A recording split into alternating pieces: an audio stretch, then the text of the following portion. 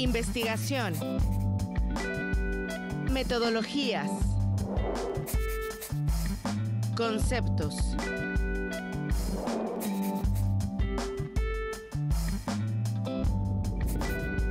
Síntesis. Un café con 3 de ciencia.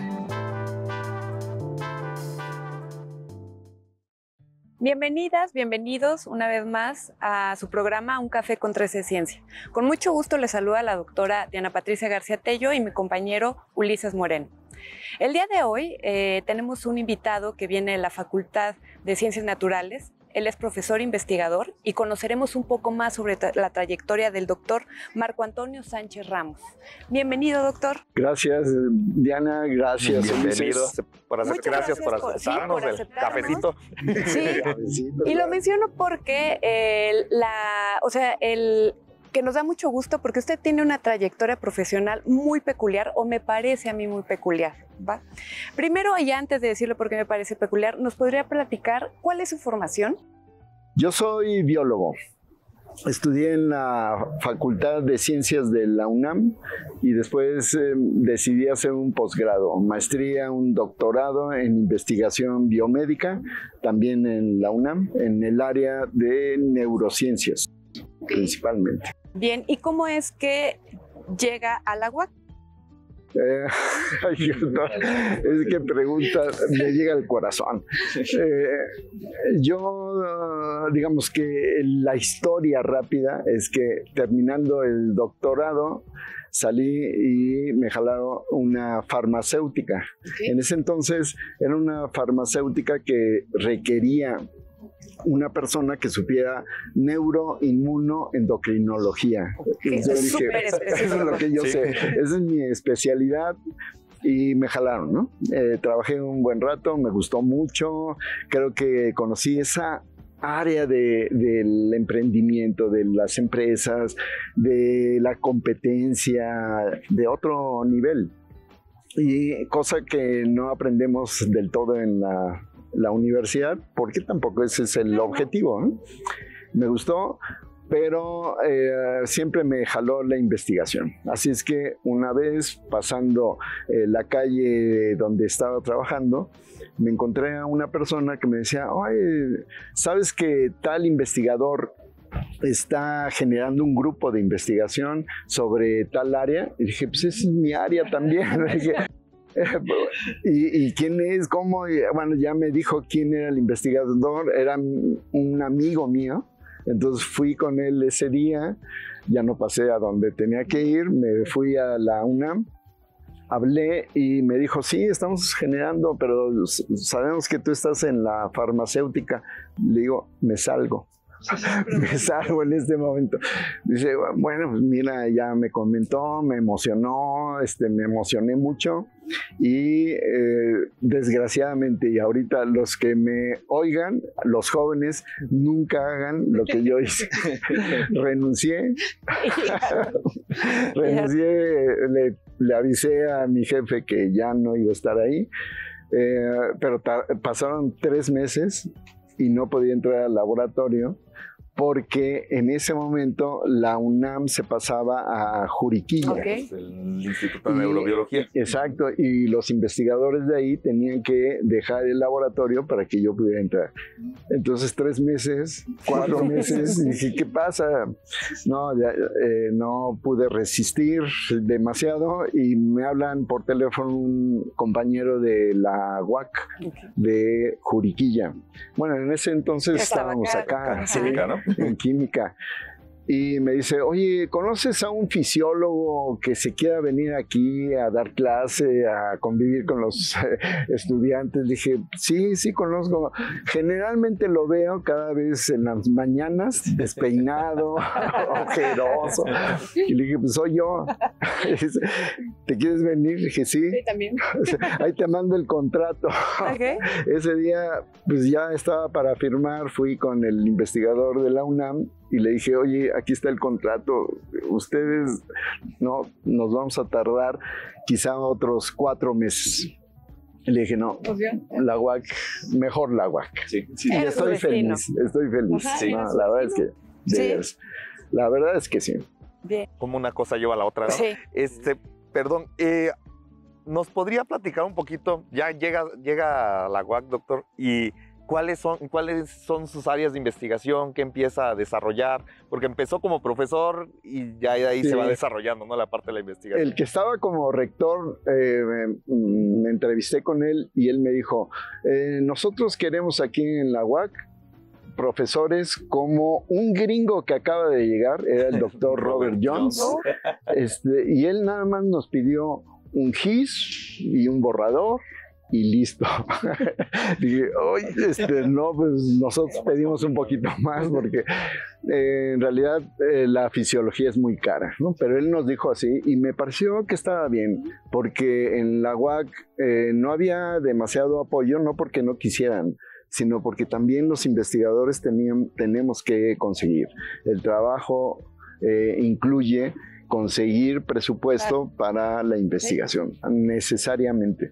Entonces sí, empecé como profesor, muy rápido conseguí financiamiento del CONACYT, me empecé a equipar y empecé a trabajar con la neuroendocrinología que había trabajado en el doctorado y pues empecé a lo que debe de hacer un investigador. Afortunadamente me advirtió el que me jaló. Aquí lo prioritario, sí, puede ser la investigación, pero para apoyo a los estudiantes. Okay. Creo que eso no se me ha quitado, a lo mejor algunos no entraron así, pero todo lo que hacemos es para la formación de estudiantes y creo que es lo más importante. Y además de formación de estudiantes, en el tiempo, bueno, que he tenido la oportunidad de coincidir con ustedes, ya sea en un curso o en alguna reunión, también sé, y por eso esta parte de la peculiaridad que le mencionaba al principio, es la parte de la divulgación. O sea, es esta parte, claro, sí, el conocimiento y también el aprendizaje que tiene el estudiante, pero también esta parte de pues nuestra responsabilidad hacia fuera o bueno, hacia todos, ¿no? ¿Nos podrá platicar sobre qué compromiso usted tiene con la divulgación? Sí, qué bueno que lo dices, es una responsabilidad, no es algo que hagamos porque tenemos tiempo y ya, podemos hacer algo. Es una responsabilidad y debemos de capacitarnos para eso. Todos los profesores, investigadores, tendríamos que tener esa particularidad. Y yo sí, la verdad es que sí lo agarro en serio. Responsabilidad implica que tenemos que estudiar no nada más para hablar con niños o con lenguaje suavecito, ¿no? La divulgación es algo mucho más serio. Ya lo tomaron en serio los divulgadores y ahora yo le llamo no divulgación, sino comunicación de la ciencia. Okay. La comunicación amplia implica la investigación, dirigirte a investigadores, dirigirte a docentes y dirigirte al público en general. Sería investigación, docencia y divulgación. Ok. En esta parte de esta experiencia que ha tenido, ¿de qué manera usted hace esta parte de la comunicación? Bueno, divulgación, pero ya no recuerdo las palabras que me dijo, que comunicación... Que la comunicación implicaba entonces investigación, docencia y divulgación. Como tal. ¿Cuáles son las prácticas con las que usted se ha ingeniado, pues sí, también, para poder transmitir esto? Bueno, son muchas y empecé completamente así con palitos y bolitas, porque otra vez de manera afortunada, ahora lo veo, en ese momento no tanto, el director en ese entonces era Jaime Ángeles. Y me dijo, está aquí el espacio, que era, creo que lo que había sido el comedor o la cocina de nutrición en ese entonces, ¿no? Y bueno, les construyeron otro espacio y me dicen, aquí está un espacio y nada más. No hay ni sillas. Y entonces otra vez armar ya no un laboratorio de investigación, sino un laboratorio de comunicación. Y eso es fantástico, la verdad es que sí. Y poco a poco empecé con algo muy sencillo, que es la comunicación en radio. primero, sencillo entre comillas, ¿no? Claro, sí. Sencillo en parte porque no necesita más que leer, estudiar, preguntarle a los investigadores y después armar un programa. Pero no se requiere más tecnología ni demás. Pero afortunadamente fueron llegando personas conmigo que necesitaban tecnología. Así es que empezar a conseguir, buscar financiamiento. Otra vez, lo mismo que me educaron en la universidad, lo mismo que hice en la investigación, lo mismo estuve haciendo en la comunicación. Okay. Y en radio, para que las personas que nos ven, ¿qué día lo pueden escuchar? ¿Qué día de qué trata el programa? Los martes de 4 a 5 en Radio UAC, y es un programa de comunicación de la ciencia. Okay. Generalmente son artículos científicos, historia de la ciencia, efemérides y demás, pero ahí de vez en cuando le combino algo sobre un poco de crítica política, social, de vez en cuando, ¿no? Sí, porque sí. No estamos aislados. Sí, la ciencia no es claro. isla de la administración pública. Exacto. Sí, no. ¿Y cuánto tiempo lleva al aire el programa? Como 18 años, creo. Nada más. Ya perdí la cuenta. Empecé con un muy buen amigo mío, un excelente comunicador también, Juan Malda, el doctor Juan Malda. Hicimos un dúo bastante interesante. Hicieron química justamente para poder transmitir esa parte del... Él fue el primer amigo que tuve cuando yo llegué a la UAC. Luego. Inmediatamente. Bien, y bueno, en esta cuestión, ¿cuál ha sido la experiencia, cómo definiría la experiencia de la transmisión de este conocimiento? Por ejemplo, sí, claro, supongo que el programa de radio tiene la oportunidad de estar escuchando también a quien le habla o a quien le escribe, le dice, sí. Oiga, me gusta, no me gusta. Ajá. Ay, tengo muchas anécdotas. Me gusta más... Muy rápida su anécdota, porque nos vamos. Entonces, el hecho de que va uno a dar una plática en X lugar y de repente se asoma alguien y dice, a ver, vuelve a hablar, bla, bla, bla. Eres Marco. Ah, sí. Ya, abrazos, no los conozco, pero en ese momento. Pero ellos sí, claro. Sí, somos amigos de veras. Sí, y además que se hace esta cuestión de una familiaridad. Exacto.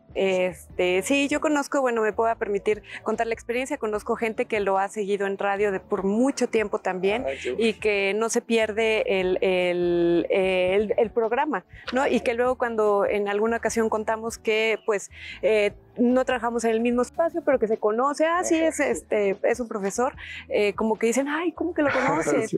Sí, es fantástico eso. Sí, me gusta eso. Bien, doctor, pues vamos a rellenar nuestro café y regresamos, ¿le parece?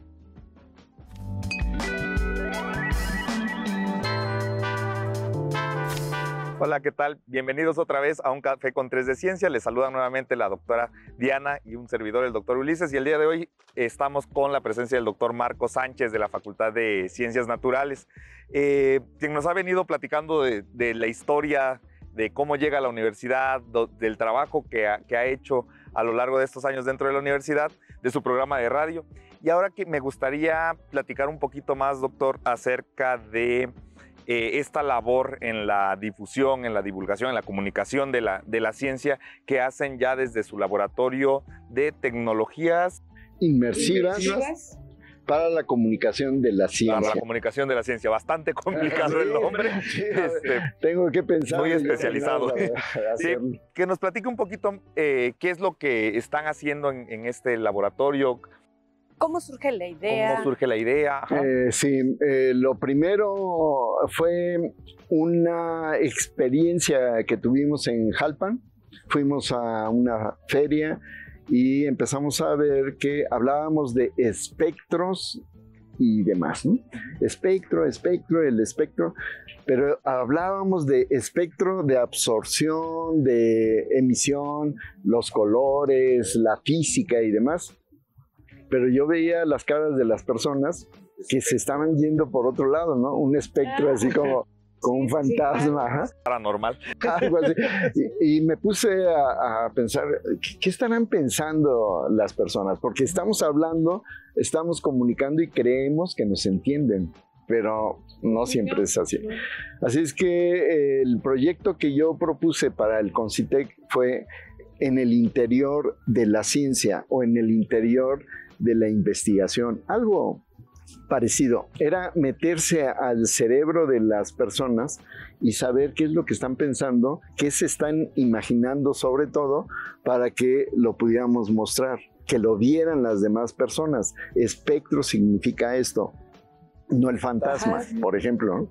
Entonces me aprobaron el proyecto y empecé a trabajar, y poco a poco me di cuenta que para que las personas se imaginen algo que yo estoy hablando, necesitan verlo. Pero para que lo vean, tienen que ver lo que yo estoy imaginándome. Claro. Tiene que haber un monito que se mueve, una molécula que gira, que yo me meto a la molécula, que me meto al cerebro y veo las conexiones. Tienen que verlo. Y para eso no es con dibujo nada más, que sí lo hacemos, sino que es con modelos en 3D, y para eso necesitamos conocer cómo modelar, cómo tener un lente donde yo me sumerja en el ambiente. Necesito tecnología. La tecnología la tengo que comprar, claro, y cuesta mucho. Y al año nos dicen, ya no sirve. Entonces, ingeniería, nos comunicamos y dije, ¿podemos fabricar cosas? Y la escuela de arte, ¿nos pueden diseñar cosas? Un dibujante, ¿nos podrían ilustrar tal cosa? Y empecé a ver que es fantástico esto, me gusta mucho, porque se puede uno conectar con muchas personas. Perdón. Sí. Entonces, entiendo que es una cuestión donde se empieza a innovar la manera en la que, pues sí, uno entiende las cosas y poderlas transmitir, y que entonces a esto le podemos llamar, ¿cómo? Estamos llamando la parte de la realidad virtual. ¿Qué? Sí, en ese momento también yo empiezo a conocer lenguajes. Primero es realidad virtual, sí, algo que yo veo que no es real y que está ahí, ¿no? Realidad aumentada, yo veo algo y aparece en la mesa, aparece en la taza, aparece aquí en mi cabeza. Yo veo la realidad, pero está aumentada. Y después conocí, que es lo que me gusta más, la realidad extendida. Yo veo esto, aparece en cualquier lado, se esconde, cosa que no ocurre con la realidad aumentada. Puede aparecer un cerebro de repente por acá, yo camino, me meto a una pirámide, voy hacia la luna y veo cómo se eclipsa. Empiezo a entender el lenguaje de la realidad extendida. Seguí interaccionando, ¿no? Interaccionando. Entonces, son cosas que empezamos a manejar ya con tecnología, pero también con un poco más de ingenio.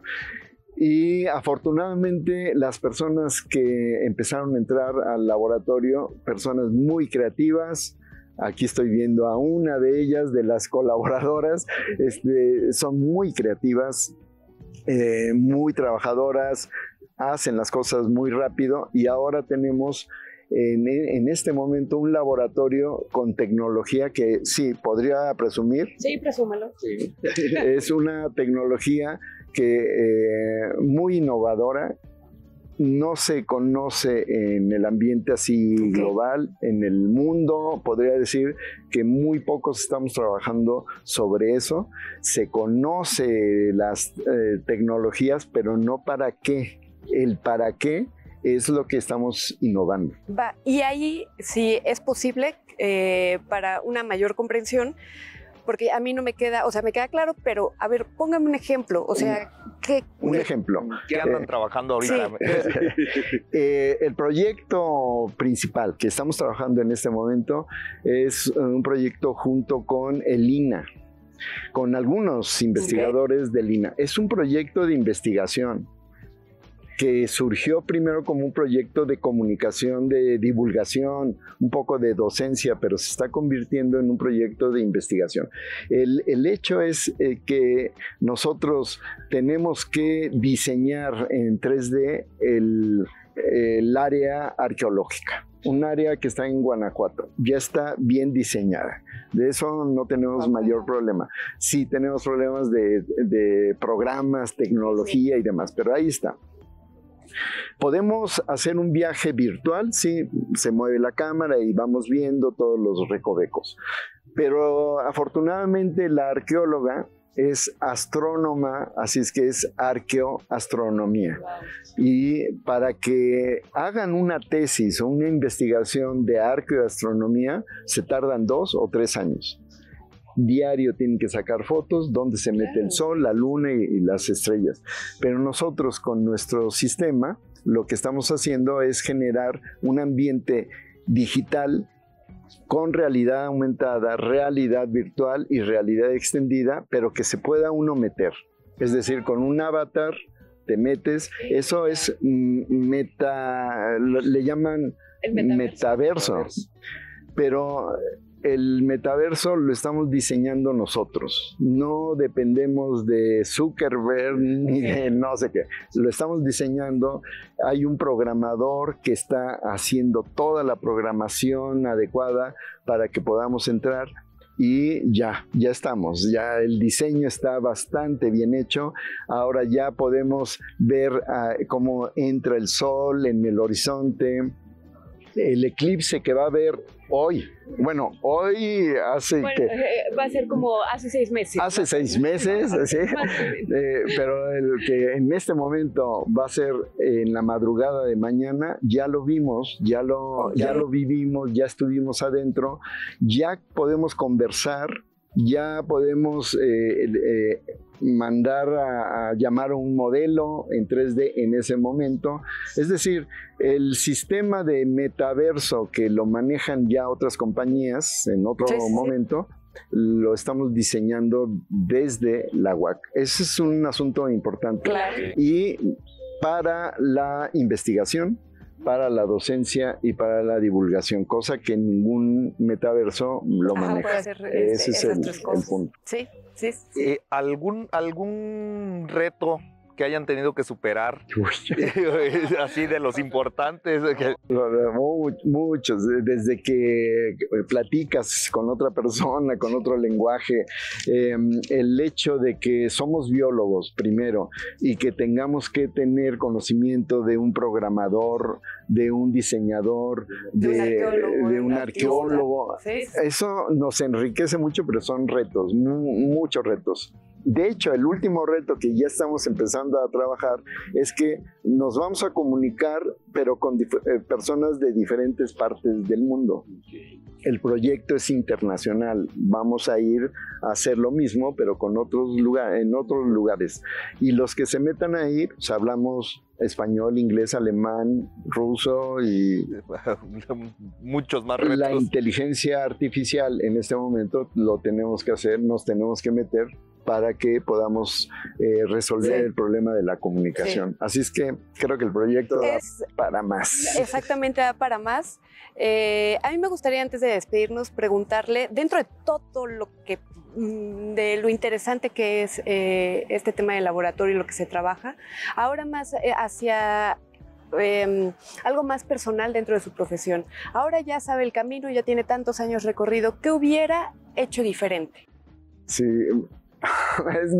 es más fácil contestar y decir, haría lo mismo, ¿no?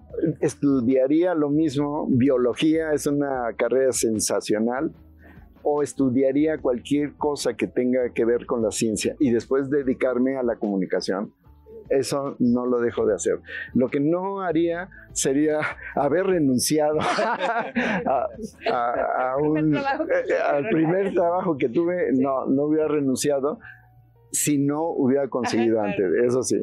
Y las otras cosas me parece que creo que dejaría de hacer es estarme presionando demasiado, generando ansiedad por algo que en conjunto, en grupo se puede resolver. No soy yo, nada más.